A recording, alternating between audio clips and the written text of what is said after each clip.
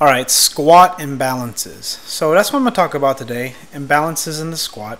And as you watch this video of me squatting with a green crosshair, for the purposes of analyzing my own squat, that's the reason why I actually made this video from the side view, to kind of I actually observe my bar path.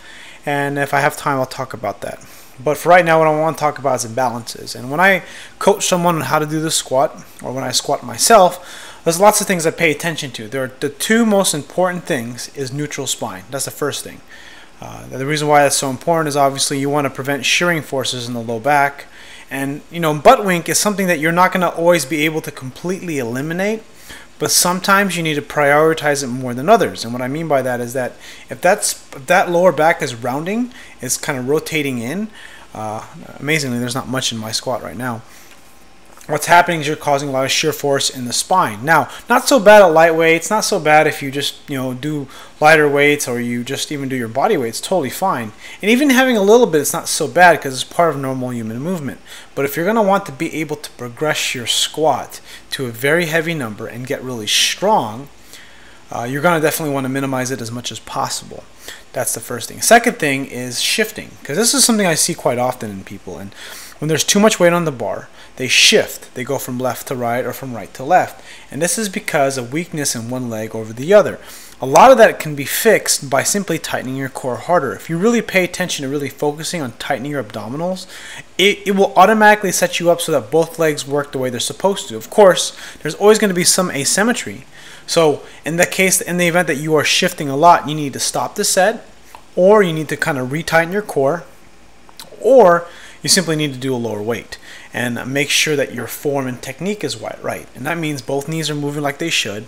A lot of the time when you see someone squat and something doesn't look right, chances are something is not right. Maybe you don't know what it is, but you've seen people squat enough to know that something is not right.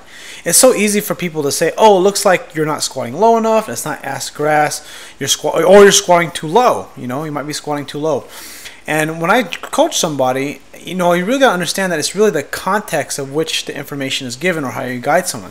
A lot of people that I train, quite recently with a lot of people that I've been training, I've been telling them not to squat as low, even though they can.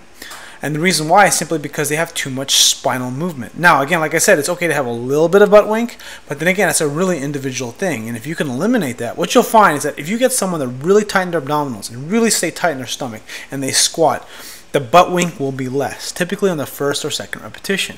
But if you have them do 7 or 8 repetitions, the butt wink, that rotation becomes worse, that tucking in of the tailbone. Now, I'm saying this because it's something that you just want to consider when you're trying to progress your squat. Like someday I do want to be able to squat 500 pounds, but I can't just do it in a way where I'm going to hurt myself. Now, how am I going to hurt myself? Well, if there's any fault or any awkward pain or any shifting, I'm trying to build a big squat on a very bad foundation. So this is kind of why it's really, really important that when you squat, you really emphasize your form and technique, and you make sure that you are pain-free. You want to be able to squat the most amount of weight pain-free, without any shift, with minimal butt wink. And the way you're going to do that is by really engineering your squat in a way that makes a lot of sense, and that is making sure that you really focus on keeping your back completely neutral. And in the case of me and kind of what I've been doing, and I'm amazed. Like if I go any lower, there'll definitely be a butt wink. So keep in mind, those are kind of like what I'm thinking about when it comes to the squats, when I coach other people and when I see other people squat. But then again, like I said, the butt wink is sort of like an individual thing. Everyone is a little bit different when it comes to this thing. So anyways, thanks for watching. Hope you got some good stuff out of this, and I'll see you guys on the next video.